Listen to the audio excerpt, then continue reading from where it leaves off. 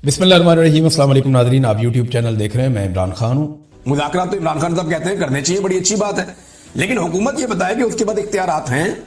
क्या वो इमरान खान साहब की मुलाकात भी करवा सकते हैं मुज़ाकराती टीम से? तो वो नहीं करवा सकते, उनके पास तो इख्तियारात ही नहीं है। जब उनके पास इख्तियारात नहीं है तो मुज़ाकरात क्या करवाएंगे? इसीलिए इमरान खान साहब कहते हैं जिनके पास इख्तियार है मुज़ाकरात उनसे करो, बात उनसे करो।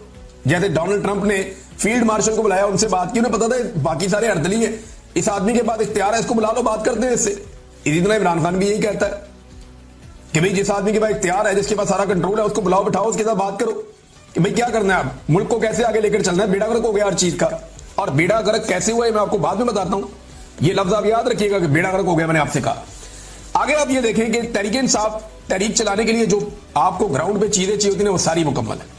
इस वक्त बदतरीन महंगाई है, खौफनाक बजट हुकूमत ने पेश किया है IMF का दिया हुआ, जिसने लोगों की कमर तोड़ दी है। अमीर आदमी के लिए आसानियां पैदा की जा रही हैं, गरीब आदमी जिनकी तादाद बहुत ज्यादा है उनके लिए मुश्किलात पैदा की जा रही हैं। पाकिस्तान तकरीबन आधे पाकिस्तानी इस वक्त गुर्बत की लकीर से नीचे चले गए हैं। किसान मुकम्मल तौर पर तबाह हो चुका है। बेरोजगारी अपने उरूज पे है, 6% वाली बेरोजगारी 22% पे पहुंच गई है। मईशत तबाही के दहाने पर खड़ी है, बल्कि तबाह हो चुकी है। बैड गवर्नेंस पाकिस्तान में अपनी जगह पे है। हुकूमत की मकबूलियत इतनी जमीन बोस हो गई है कि अब ये लैट्रिनों के ऊपर और हर चीज के ऊपर अपना नाम लिखवाते हैं, अपनी शक्ल छपवाते हैं। अपोजिशन जो है वो इस वक्त मकबूल है। इमरान खान साहब की मकबूलियत का तोती बोलता है। ये फौज ने सर्वे करवाया अली अमीन के मुताबिक, उसमें इमरान खान साहब की मकबूलियत 88% आई है। अब बस एक मोमेंटम बनाने की जरूरत है। ये सारे लोग छिड़े हुए हैं, बहुत परेशान हैं, बहुत इस हुकूमत से खाइफ है। इन लोगों के अंदर एक मोमेंटम बनाने की जरूरत है तहरीक का, और फिर ये तहरीक खड़ी हो जाएगी। और इस दफा तहरीक ऐसी नहीं है कि सबने जाना है इस्लामाबाद की तरफ। आप सारे इस्लामाबाद की तरफ जाते हैं, रस्ते में 50,000 पुलिस वाले इस्तेमाल होते हैं तो वो रोक लेते हैं। अब अपने अपने शहरों में, अपने अपने इलाकों में, अपनी अपनी जगहों पे अगर मुल्क को बंद किया जाएगा तो बड़ी मुसीबत बन जाएगी इस हुकूमत के लिए। अच्छा, इस मोमेंटम को बनने से पहले तोड़ना एक वजह और भी है कि जरूरी है। देखिए 29 नवंबर 2025 को आर्मी चीफ के 3 साल मुकम्मल हो रहे हैं। असूलन इस तारीख को एक आर्मी चीफ रिटायर हो जाता है, लेकिन इन्होंने 2 साल की एक्सटेंशन ली हुई है। तो आर्मी चीफ चाहेंगे कि 29 नवंबर 2025 तक की तारीख जो है वो पुरसकून अंदाज में गुजर जाए। इस डेट से पहले मुल्क में कोई एहतजाजी तहरीक या कोई ऐसी अनइवन चीजें ना हो जिनकी वजह से ये मामला छिड़ जाए। लिहाजा वो ये चाहेंगे कि बिल्कुल पुरसकून अंदाज में 29 नवंबर 2025 का दिन गुजर जाए, और उसके बाद वो 2 साल के लिए दोबारा उनकी एक्सटेंशन हो जाएगी। तो इस सूरत हाल में जो है वो फिर बाद में तहरीक चलती है तो देखेंगे क्या होगा, लेकिन वो चाहेंगे कि ये वक्त गुजर जाए, और इसके लिए कोशिश अब की जा रही है। और कभी मुज़ाकरा, कभी बैकडोर चैनल, कभी ये वाली कहानी, कभी ट्रक की बत्ती। तो ये सारी ट्रक की बत्तियां इससे पहले भी हमने ऐसी बहुत देखी है। इमरान खान साहब को तो बहुत दफा ऑप्शन दिए गए, यानी अब उन्हें क्या ऑप्शन दिया जाएगा? आमिर डोगर साहब ने जो इंकशाफ किया, जरा वो ये देखें आप। आमिर डोगर साहब हैं, ये हामिद मीर साहब के प्रोग्राम में इंकशाफ कर रहे थे कि इमरान खान को जिस दिन गिरफ्तार किया गया उससे एक दिन पहले इमरान खान के पास कुछ लोग भेजे गए थे कि आपको सुबह गिरफ्तार कर दिया जाएगा, अगर आप मुल्क से जाना चाहते हैं तो लाहौर एयरपोर्ट पर जहाज खड़ा है, आप दुनिया में जहां जाना चाहते हैं जा सकते हैं। मगर इमरान खान ने बैरून मुल्क जाने से इनकार कर दिया। आमिर डोगर कहते हैं कि इमरान खान को बार बार मुल्क से बाहर जाने का कहा गया। जब वो जेल में चले गए तब भी उन्हें मुल्क से बाहर जाने का कहा गया। उन्हें यह भी कहा गया कि आप हाउस अरेस्ट हो जाएं, लेकिन इमरान खान साहब ने किसी किस्म की डील नहीं ली। उन्हें 8 फरवरी के इलेक्शन से पहले और 8 फरवरी के इलेक्शन के बाद भी बार बार डील देने की कोशिश की गई, लेकिन उन्होंने डील नहीं ली। एक आदमी जिसने उस मुश्किल वक्त में डील नहीं की, क्या वो इस वक्त डील करेगा जब हुकूमत बुरी तरह फंसी हुई है? मुझे नहीं लगता कि इमरान खान कोई डील करने जा रहा है। पाकिस्तान के लिए वो एस्टेब्लिशमेंट से बात करना चाहते हैं कि भाई बेड़ा गर्क हो गया मुल्क का, निकलो बीच में से, आओ मैं तुम्हें रास्ता बना कर दूं, तुम निकल जाओ।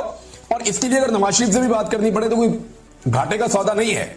एक दफा फौज को सियासत से निकाल दें तो पाकिस्तान आगे बढ़ सकता है, इसके अलावा और कोई रास्ता नहीं है।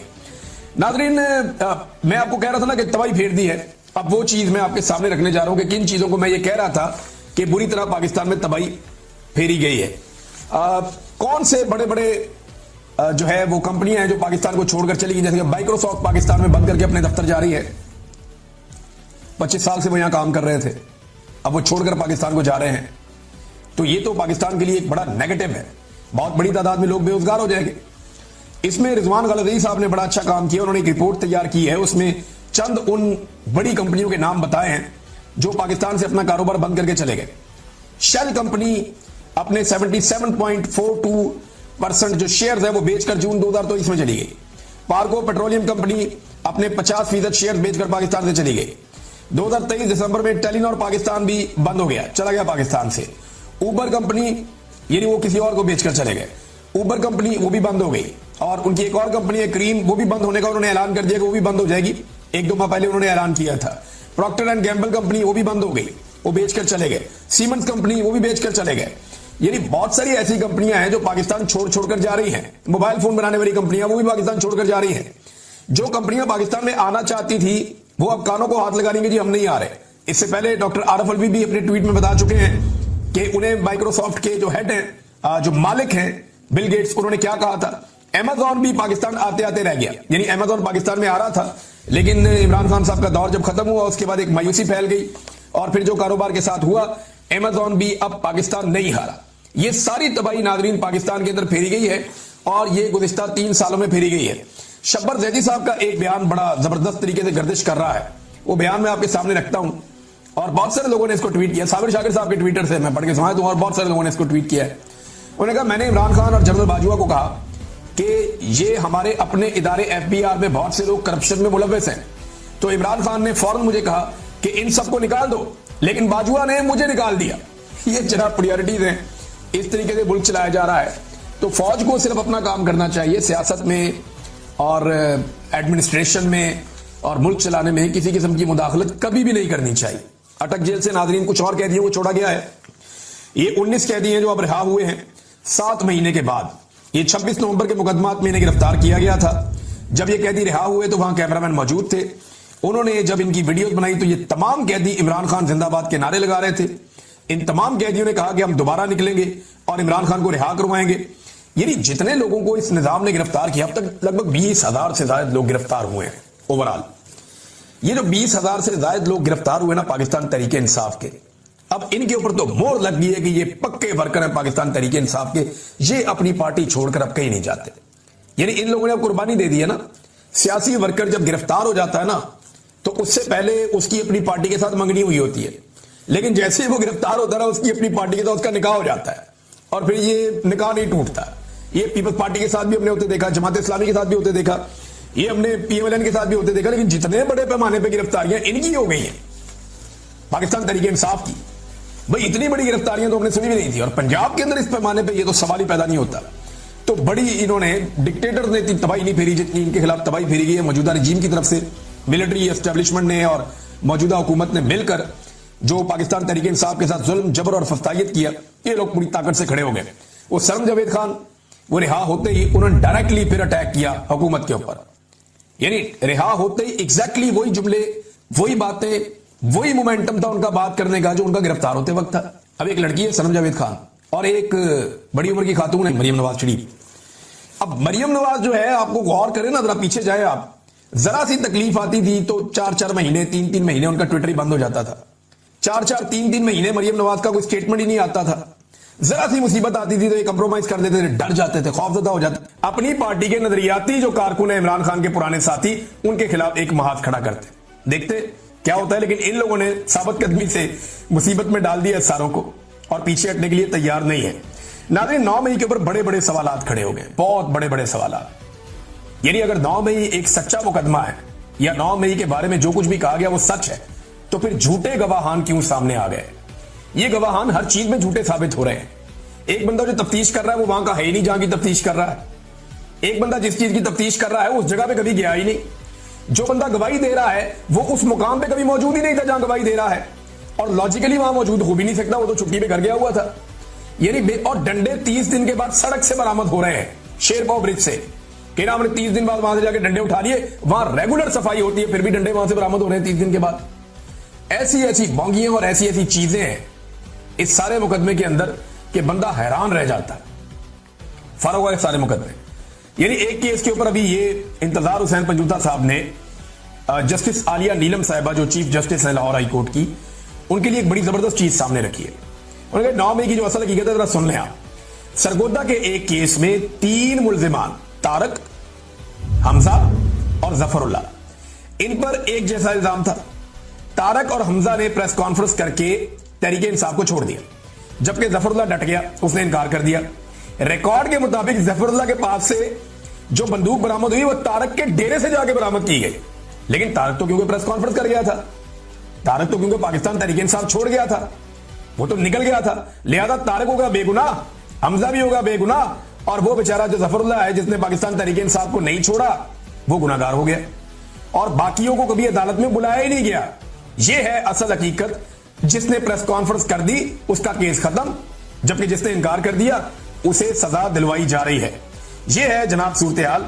अच्छा, जिस तरह का ये 9 मई के मुकदमे उलट गए ना, आप फर्ज करें एक जुमला या कोई एक ऐसा फैक्ट मिल जाता नवाज शरीफ को जब नवाज शरीफ पे मुकदमे चल रहे थे, या मरियम नवाज को एक छोटा सा फैक्ट मिल जाता, या जरदारी को एक छोटा सा फैक्ट मिल जाता, उसके अपने केस के दौरान जो एक मजबूत फैक्ट बन जाता या उसका फायदा हो रहा होता, तो पाकिस्तान में इनकी जमातों ने जमीन आसमान एक कर देना था, जमीन आसमान के कलाबे मिला देने थे। इनसे सवाल कोई होना था, इन्होंने जवाब ये देना था। इन्होंने हर जगह पे, हर फोरम के ऊपर इस आवाज को उठाना था, इंटरनेशनली, नेशनली, हर जगह पे इन्होंने इस इशू पे बात करनी थी। लेकिन पाकिस्तान तहरीक इंसाफ को इतनी बड़ी कामयाबी हुई है, इसको अल्लाह ताला की आप मदद कहेंगे ना, कि मुकदमात बनाने वालों में इतना तकब्बुर था और वो इतने अपनी ताकत में बदमस्त थे कि उन्हें इस बात का ख्याल ही नहीं रहा कि मुकदमा बनाते हुए किन चीजों का ख्याल रखना है। उन्होंने ऐसे भोंडे अंदाज में मुकदमात बनाए और ऐसे फारग मुकदमात बनाए और ऐसे गवाह और मुद्दई खड़े किए कि सारा मामला ही फारग हो गया। आज 9 मई का बयानिया जबरदस्त हो गया है, लेकिन पाकिस्तान तहरीक इंसाफ इस पर आवाज उठाने को तैयारी नहीं। और भाई निकलो, इसके ऊपर प्रेस कॉन्फ्रेंस करो, बैठो, इस पे बात करो। उन्हें मुसीबत पड़ी हुई है कि मिर्जा अफरीदी को हमने सेनेटर कैसे बनवाना है। पता नहीं किधर से उनको ऑर्डर आ गया कि मिर्जा अफरीदी को हमने सेनेटर बनाना है, बाकी सब कुछ जाए भाड़ में। लीडर जेल में सड़ रहा है, उसकी बुरी हालत कर दी है, उसकी बहन बता रही है, बाकी लोग बता रहे हैं कि इमरान खान को लगातार विक्टिमाइज कर रहे हैं। वो एक स्टेटमेंट इमरान खान साहब का वायरल हो रहा है, इसमें वो कह रहे हैं कि जानवरों से बदतर मुझसे सलूक किया जा रहा है, जहां मुझे रखा हुआ है, जो मेरे साथ ये कर रहे हैं और लगातार कर रहे हैं। और ये करके हासिल क्या करना चाहते हैं, ये एक बड़ी अजीब बात। एक तो पाकिस्तान तहरीक इंसाफ को इस पे बोलना चाहिए था बतौर अपोजिशन जमात। जितनी बड़ी कामयाबी इमरान खान को मिली थी वो सुरखरू हो गया था इस मामले में, लेकिन बोले नहीं इस पे। अब दूसरी तरफ जनाब, जो लोग इमरान खान के साथ ये कर रहे हैं ना, वो क्या समझते हैं कि इससे वो इमरान खान को गिरा लेंगे या कमजोर कर लेंगे। वो इमरान खान कहता है मैं नहीं झुकता, और ये बार बार कहा जब तक मेरे में खून बाकी है या आखिरी कतरा भी है, मैं इनसे लड़ूंगा, मैं हार नहीं मानूंगा, मैं इनसे नहीं झुकूंगा, मैं इनसे माफी नहीं मांगूंगा। जेल से रोजाना ये स्टेटमेंट देता है। एस्टेब्लिशमेंट के निसाब में ये जुल्म, जबर, फस्तायत सारा कुछ था, लेकिन उनको ये नहीं पता था कि ऐसा आदमी भी आके टक्कर दे सकता है। एस्टेब्लिशमेंट को वाकई पहली मर्तबा टक्कर के लोग मिले। ऐसा लीडर उन्हें नहीं मिलेगा, ये उन्हें तबाह बर्बाद करके रख देगा। जो उसने करके रख दिया वो तो कुछ भी नहीं है जो फ्यूचर में होगा। और अगर खुदा ना खास्ता इस लीडर को कुछ हो गया तो एस्टेब्लिशमेंट की नस्लें याद रखेंगी जो उनके साथ इस मुल्क में होगा। लोग कहते हैं आसिम मुनीर साहब जो हैं वो यानी लोग कह रहे हैं कि जी उनका एक प्लान बन गया है और उन्होंने एक्सटेंशन ले ली है, अब वो 3 साल के बजाय 5 साल गुजारेंगे। कुछ लोग कहते हैं जी एक एक्सटेंशन का और भी प्लान है, हो सकता है वो 10 साल गुजारें। मैं कहता हूं 20 साल आसिम मुनीर साहब गुजार लें, और ये जो जबरदस्ती एक जाली हुकूमत बनाई हुई है इसको भी 20 साल गुजार लें। ये सारे मिलकर फिर भी इमरान खान साहब के टखनों तक नहीं पहुंच सकेंगे। ये सारे कुर्सियों पे बैठे हुए बोने बन के इमरान खान के सामने रहेंगे। उसकी वजह यह है उसको अल्लाह ताला ने इज्जत दे दी है। और ये आज तक बेनजीर भुट्टो की, फातिमा जना की और जुल्फिकार दी भुट्टो की कब्र से डरते रहे हैं। ये उसका मुकाबला नहीं कर सके तो इनका मुकाबला तो अब इमरान खान के साथ है। तो बड़ा दलेर आदमी है जो सामने आकर खड़ा हो गया और कौम उसके साथ बड़े भरपूर अंदाज में खड़ी हो गई है। ऐसा हमने इससे पहले देखा नहीं था। इमरान खान साहब को अल्लाह रब्बुल इज्जत ने इज्जत दी है और एक इस्तकामत भी अल्लाह ताला ने उन्हें दी है। अब मामला यह है कि अगर इमरान खान साहब को इस वक्त कोई बर्बाद कर सकता है तो वो इमरान खान साहब की अपनी जात है। वो खुद ही अपने साथ कुछ ऐसा कर ले तो कर ले, वरना ये सारे रल के भी जोर लगा लें और 20 साल जोर लगा लें, ये कुछ नहीं कर सकेंगे। ना ये इमरान खान को तारीख में से मिटा सकते हैं, ना ये इमरान खान को बदनाम कर सकते हैं, ना उसका चेहरा मसक कर सकते हैं, क्योंकि 3 नस्लें उसे जानती हैं और आने वाली नस्ल उसे पहचानती है। लोगों को पता है कि ये कौन आदमी है जो जेल के अंदर है। आप किसी प्राइमरी स्कूल में चले जाए ना, छोटे छोटे बच्चे होते हैं नर्सरी के, प्रेप के, 1, 2, 3 के, वहां ऊंची आवाज में आप पूछे ना कौन बचाएगा पाकिस्तान, वो आपको वहीं खड़े खड़े बता देंगे कौन बचाएगा पाकिस्तान। इमरान खान ने कहा था कि वो इनकी नसों में दौड़ता है खून बन के, और मामला ऐसे ही दिखाई दे रहा है। पॉपुलैरिटी का कोई मैच नहीं है, ये उसका मुकाबला कर नहीं सकते, उसके करिश्मा का सामना ही नहीं कर सकते। जिस दिन वो बाहर आएगा ये मुल्क उसका होगा। बेशुमार डिक्टेटर आए थे, गए, और भी आए और चले जाएं, ये इमरान खान का मुकाबला नहीं कर पाएंगे क्योंकि उसने रेजिलियंस शो की है। पाकिस्तान का कोई एक डिक्टेटर ऐसी सजा नहीं काट सकता जैसी सजा इमरान खान ने काटी है। इससे आधी तकलीफ बर्दाश्त नहीं कर सकता जैसी तकलीफ इमरान खान ने बर्दाश्त की है, तो फिर अल्लाह ताला ने उसे उसी तरह इज्जत भी दी है।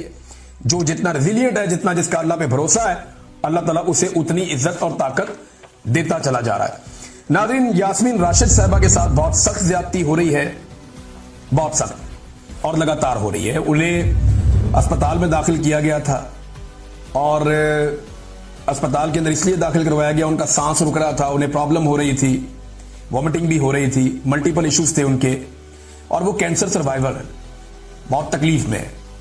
कई दफा रात के वक्त उनका सांस रुक जाता है। उन्होंने ये भी शिकवा किया कि हमारी बिजली बंद कर दी जाती है, उससे बड़ी दिक्कत होती है, लेकिन किसी ने तवज्जो नहीं दी। उन्हें अस्पताल दाखिल करना पड़ा इमरजेंसी में, लेकिन फिर उन्हें जबरदस्ती डिस्चार्ज भी